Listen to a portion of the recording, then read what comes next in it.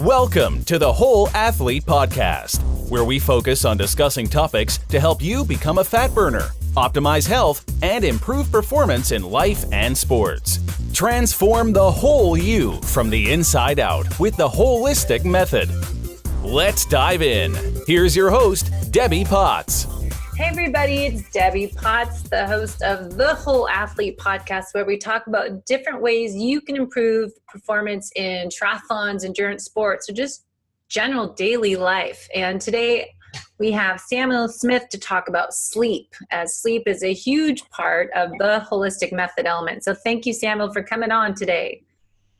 My pleasure. Thank you for having me. So tell us why you're involved in helping people sleep better. What's your passion and purpose, and how you are creating an impact in our society? Thank you very much. So I am a self-admitted furniture geek.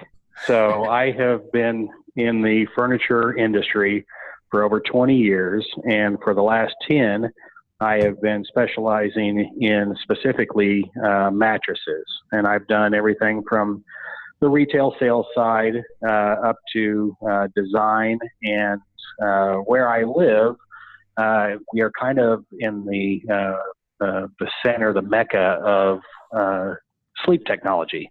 I'm in Southwest Missouri, and there is headquartered Liggett & Platt, which is a company that makes the coil springs for 98% of the industry in the United States. So anyone out there that has laid on a bed that has coils in it, there's a 98% chance that they're familiar with Liggett & Platt. They have one of actually the largest test facility in the world that studies sleep and sleep technologies. So we've worked very closely with Liggett in developing a direct ship hybrid bed. So that's what I've been doing for the last year. Why do you feel there's a need to improve our sleep, and what mattress that we used? Why does that matter? So, the basic answer is that the amount of time that we spend in a mattress and sleeping, 1/3 of your life, everybody's familiar with that statistic, and it does affect every single facet of the other 2/3 of your life. So just from the top, weight control. Sleeping well makes your body process the right foods easier. And when you have lack of sleep, you have cravings for high-calorie foods and junk food. Decision-making is affected by sleep. When we sleep, this is where our memories get consolidated into our brains. And so, again, quality sleep affects our decision-making. Reaction time is affected. NASA did a study back and discovered that pilots improved 54% on their performance, and 34% of that performance jumped up immediately after a 26-minute nap. So our reaction time is improved. Motivation, our stamina, our accuracy, our sex drive, everything goes back to quality of sleep. And when you don't have that sleep, that quality sleep, of course, you have adverse effects as well. Mm-hmm. That's what I was just writing about and speaking about myself, is that sleep is so important part of our recovery and repair. I was just talking Brad Kearns on another show about the importance of parasympathetic nervous system versus sympathetic nervous system, which the parasympathetic is our rest and digest, and when we recover, repair, and detoxify. And sympathetic nervous system is also tagged as the fight or flight, where we're kind of running from that lion, trying not to be killed and stay alive. And the problem I find more and more in our society, and when I wrote about my personal story, Life is Not a Race, about adrenal issues, fatigue and exhaustion and burnout, is our challenge of not to be stuck in sympathetic dominance and have that happen, because sleeping, there's so many things that you're saying, happen while we're sleeping. And I think we kind of get too busy and we sacrifice our sleep to fit in more workouts during the day and another meeting and eating late night dinners at 9:00 at night, when we're supposed to be getting our 7 to 9 hours of sleep. So performance wise, it's huge part of our health, self-care that we need to make a priority, I think. I completely agree with you. And honestly, the science is there too. From 2006 to current, I mean, so many studies have come out to verify exactly what you say. And the importance of sleep is just coming out in sports specifically. So my parent company where I work is a company called Local Races, where we are a group of weekend warriors, as we describe ourselves. So we have CrossFitters, we have endurance athletes like running, cyclists, and we kind of had a round table discussion a little over a year ago about sleep and some fun, like cool shares here as far as sports stats go. This was a neat study that is close to near and dear to me, but from 2006 to 2011, Vanderbilt University Medical Center in Nashville, Tennessee, studied baseball players. And what they found was plate discipline, which is the tendency to swing at pitches outside the strike zone, gets progressively worse over a season in all major league teams from April to September. And the Chicago Cubs, who waited a long time to win a World Series finally, over 108 years, and I'm a big Cubs fan, but this was kind of a secret to their success. They had wristbands that their players would wear, and they would monitor them on how much sleep they were getting. And what they found, again, was if they got in that, ideal 9 hours of sleep is what they were shooting for, that that plate discipline was better longer in the season, and it ended up, being that secret sauce they needed. There's a wonderful list of top athletes, which again I thought was just remarkable. That these guys, this is top athletes, the leaders in any sport. They hone their craft, and this list is one that I share quite often. But some of these names and the amount of sleep that they get, because they work this into their routines. Here with Local Races, we take a very holistic approach to life, and we believe that perfect health comes from three key pillars or foundations. That's proper diet, proper exercise, and quality sleep. So Larry Fitzgerald, who's an amazing NFL wide receiver, he shoots for 10 to 11 hours of sleep.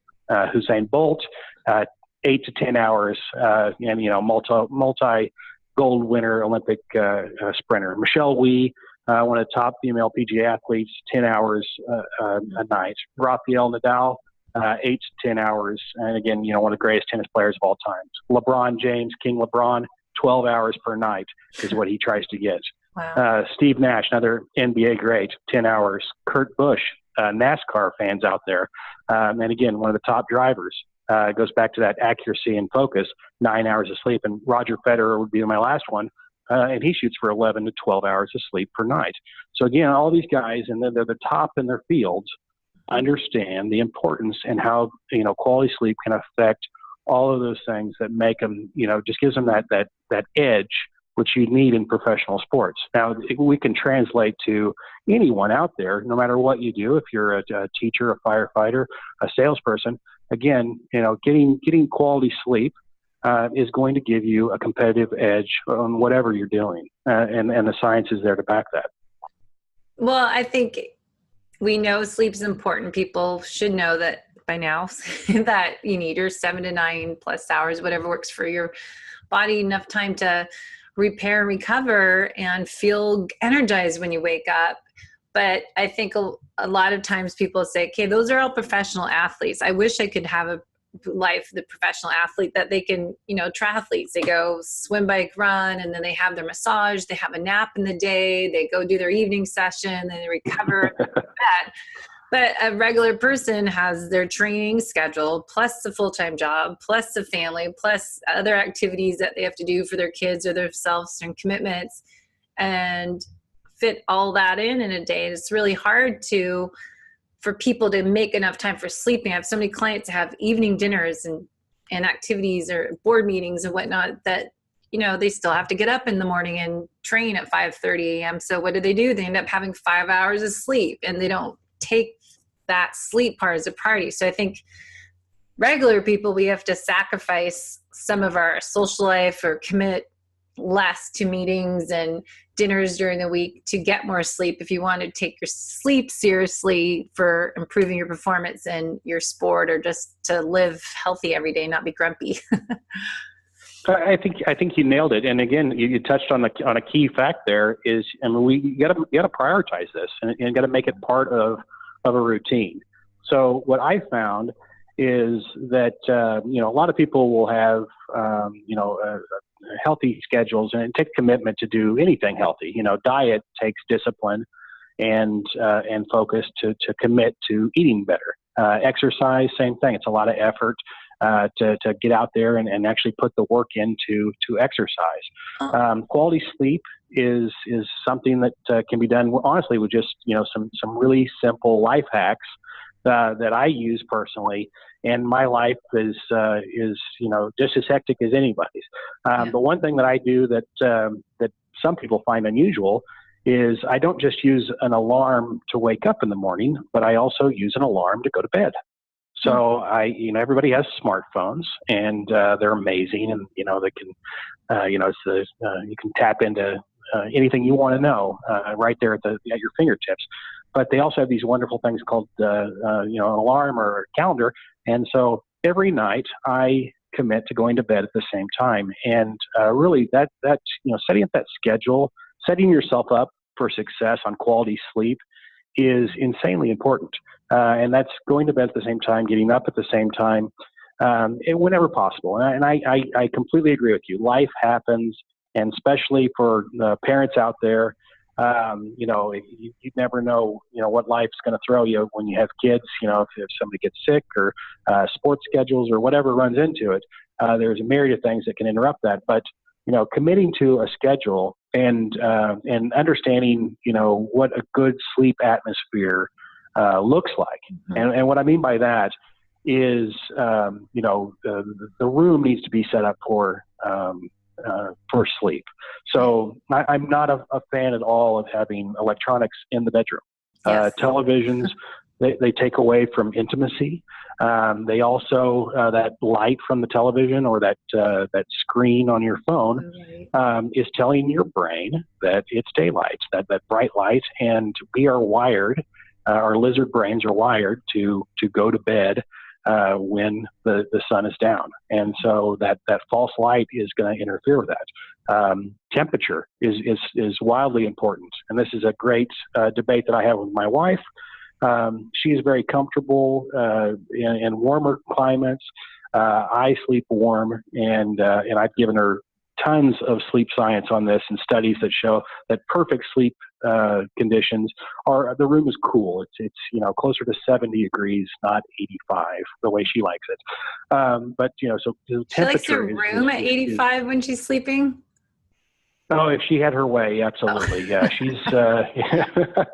It's probably going to reach the upper 90s today, where I live here in the Midwest, and she probably has a space heater on. She just runs cold nature. That's just her. That's the way she is. But having the room in a nice, cool place, dark, cool, quiet, or white noise is important, and I highly recommend. If people have trouble with falling asleep, if they've never used something that gives a white noise, there's plenty of free apps that you can download on your phone while your phone is charging next to your bed. You can run these. But then isn't that a red flag, having your phone charging by your bed, because you're having the electromagnetic frequencies by there and you want that furthest away from your bed at night? So can you do those apps on airplane mode and not have that cellular data on? That's a good question. And honestly, I don't want to give you a false answer there. I would say I don't like having people's cell phones on in their room, or I always say turn on airplane mode and cellular data off. But if you could do music, I don't know if Sonos, so like having yoga station, meditation station on a timer for 2 hours and it turns off. But it's always a hard part of this whole, all these apps people have for sleeping, but biohacking. But then we hear the other story is, all right, we have too much EMF in our bedroom and you don't want to be sleeping in a room with high EMF frequencies going on? We can debate that one. I personally, no, fair enough. I mean, it's and there's definitely science to back up that. So again, I use the alarm, as I said, to wake up and also to remind me to go to bed. But I also use it for a white noise app, and they're great. It's the idea. You can also use a fan, an electric fan, plug it in. Yeah. That'll give you a white noise. So there's a lot of ways to achieve this. But it's to the same routine though is the idea. Mm-hmm. So you do the same thing every day, and this is going to set you up for better sleep. So one of the things that we really focused on, again, just with some of these sleep facts that are plague America, because 70% of Americans suffer from some kind of sleep problem. And it's interesting, the breakdown on that. So insomnia is one that, everybody's familiar with. And this affects 30% of women in the United States are affected by insomnia. 40% of men are affected by insomnia. Depression is again, can add to sleep problems, and 45% increase in depression when you're not getting quality sleep. And it's one of those things that, if I had a personal story, side note, I had an open heart surgery about 8 years ago, and I've never suffered from any type of depression, but one of the side effects after having an open heart surgery is that you have bouts with depression. I did this, and when I was in that state of and dealing with my depression after that surgery, I was 37 years old at the time when that happened, and it was why me and all those things you're thinking about. Well, your mind's just racing, and so it doesn't exactly help your sleep process as well. So lack of sleep just kind of throws gasoline onto that existing fire. So 23% of Americans out there suffer from difficulty concentrating due to lack of sleep. And there's a 30% increase in obesity with lack of sleep. So just driving the car to work, there's over 1 million crashes every single year that are attributed to people driving drowsy. And most famously, not too long ago, Tracy Morgan was in an awful auto accident where a truck driver had fallen asleep at the wheel and hit his limousine and, killed a couple of his passengers along with it. And so, again, sleep is such a key for us. And here with local races, again, one of the big things that we wanted to tackle, and again, one of the things that we get from people that are into athletics and that make fitness part of their lifestyle is rhabdomyolysis. And especially our CrossFitters that work in our office, this is a big concern out of CrossFitters is rhabdomyolysis, or rhabdo as it's called in the CrossFit world. And what happens is basically overstimulation of your muscles cause them to break down, and that muscle material fibers enter the bloodstream and basically makes it very difficult for your kidneys to process that, and can lead to kidney failure or even death. So when we were designing our Recover mattress, which is a mattress designed, is a high performance mattress designed for endurance athletes, this was one of the big key features that to take on rhabdomyolysis specifically, and offer other things too that are important. So when you're shopping for a mattress, my advice is to anyone is to always keep it as simple as possible. Basically, 3 things you want to concern yourself with. Proper spine alignment is, in my opinion, number 1. When you sleep, you want to be in a nice straight line. And so mattresses over time, what happens is their support tends to give away. You end up sleeping like you're in a hammock. You get that kind of bend in your back. And this can cause all kinds of fun sleeping problems. You toss and turn more. And when you're tossing and turning, you're interrupting your REM cycle. So nice straight spine is important. Feel is the second thing when you're picking out a mattress. Find a feel that you like. Some people like marshmallows. Other people like rocks. Most people like a medium feels. So find a feel that you like, and then third's the budget you want to be in. So when we design beds, specifically for athletes, which is something that honestly is really not been taken on. These are the things that we've taken into consideration. And the best beds out there, in my opinion, is the new design. It came out about 6-7 years ago. They're called hybrid beds. And hybrids is a combination of a memory foam bed, where you get your specialty foams, the gel memory foam that is very pressure relieving. This is the same material that NASA used in their jump seats when they were sending astronauts into space in the 60s and 70s. That memory foam material over the top, and then supported by a coil bed. So that hybrid, you get best of both worlds. You get the steel support that keeps you in nice straight spine alignment, lasts much longer, and then you get the specialty foams where there's no pressure in your body. So you get better circulation throughout your body, and this really helps specifically with that rhabdomyolysis, help breaking down those fibers and getting the blood moving and helping your body process it better. So that was our inspiration for the latest model that we've made. So you work with the Recover mattress. So how does that mattress work to improve your performance? You're just saying those benefits. Is that how that mattress is made for athletes for improving their performance by improving their quality of sleep? Yeah, exactly. That's exactly the idea. So, a year and a half ago when we had that round table discussion, it was several of us were shopping for mattresses, and they came to the same realization that the majority of Americans come to, that shopping for a mattress was the single worst thing you can do as far as a retail shopping experience. It's an awful experience. You go into a room, there's 47 white squares. They all look the same. They range wildly from a few $100s to tens of thousands of dollars. And then you have to take a commissioned salesperson's word for why one is better than the other. It's an awful experience. So because of where we live, we partnered with Liggett & Platt to design this bed. Endurance athletes have a certain body type, a lot of prominences that are pointy. So your shoulder area, your hip area, and these are pressure points. If you think about your hip or your shoulder, there's not a lot of padding there. It's bone with skin over the top of it, and that equals pressure.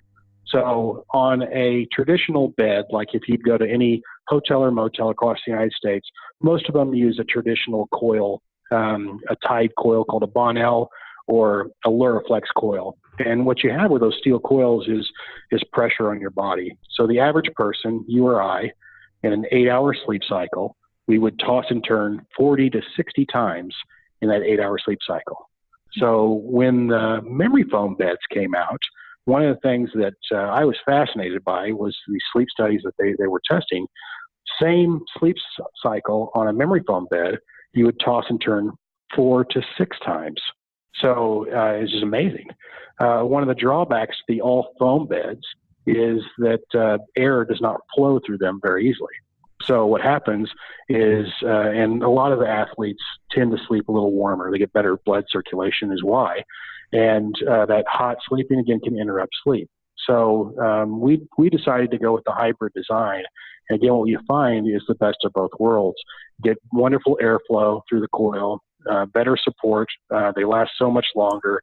The all foam beds, well, everyone's got a sofa at home, a couch cushion that was 8 inches when you first buy the sofa, and then 6 months later it's 7.5 inches, and then a year later it's 6, and so on and so forth. And pretty soon you got a pancake you're sitting on. So same thing happens with these all foam beds. Is the support foam that's inside these starts to break down, and pretty soon you're sleeping in that hammock position. So the steel coils, the design has been around forever. I love a little thing that I do is the history of the coil.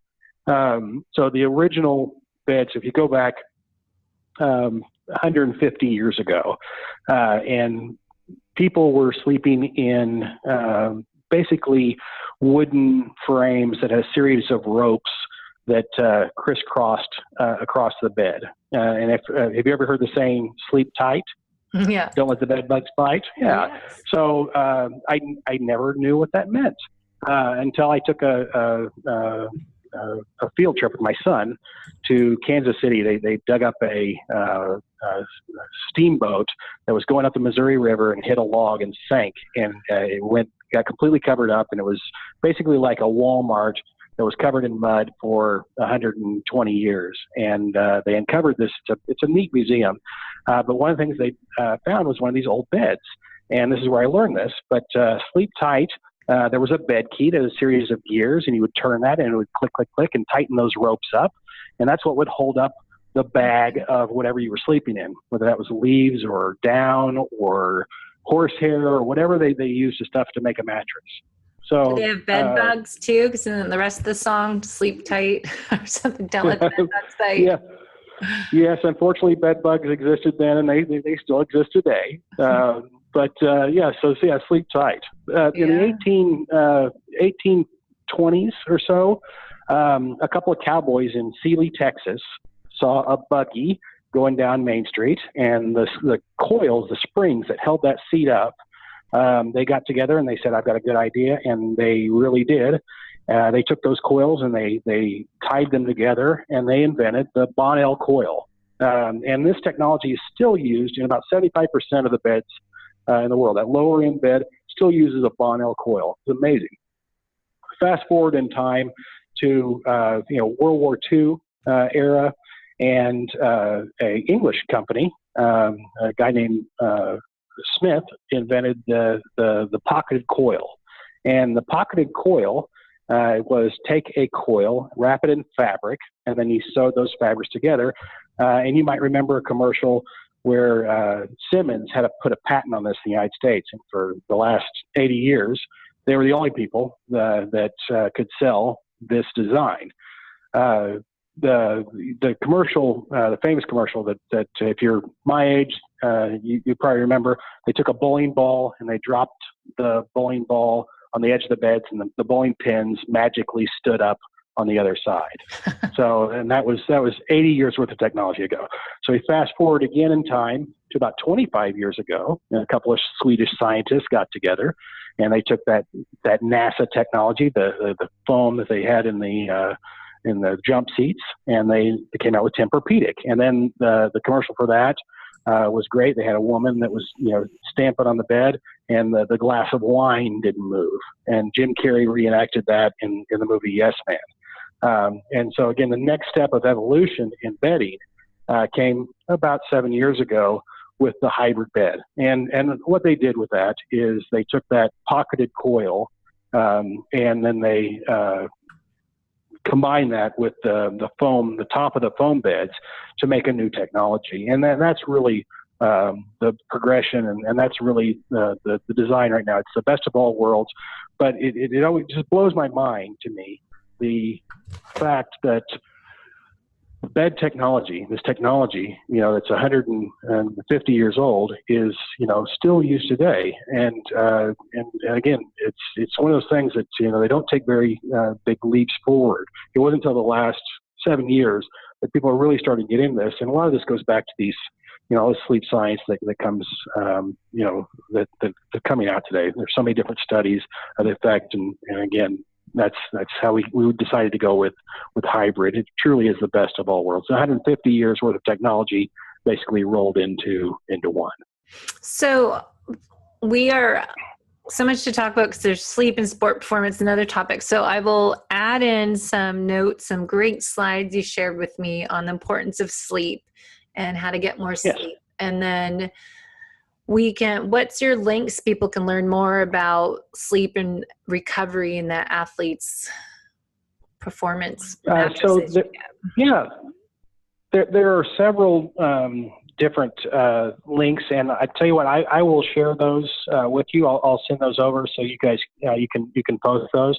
You can always go to recovermattress.com, and we have several links from that site as well. The National Sleep Foundation is one of my favorite sites, and that's directly related to Liggett and Platt.